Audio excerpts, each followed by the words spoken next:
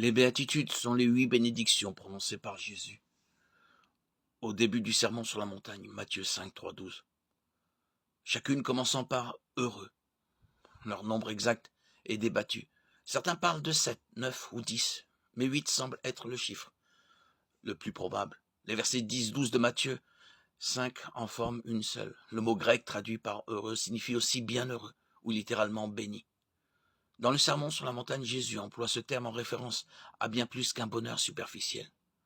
Dans ce contexte, il décrit un état de bien-être et de prospérité spirituelle, une joie profonde de l'âme.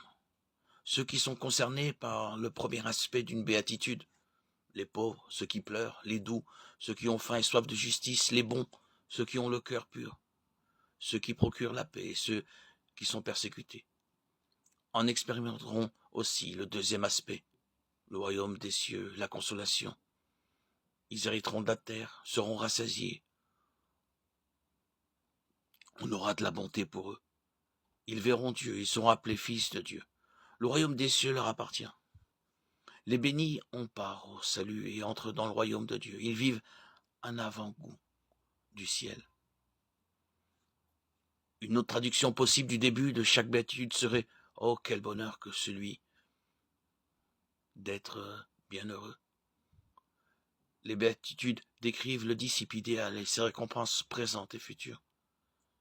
La personne que Jésus décrit dans ce passage a un caractère et un mode de vie différent de ceux qui sont encore en dehors du royaume.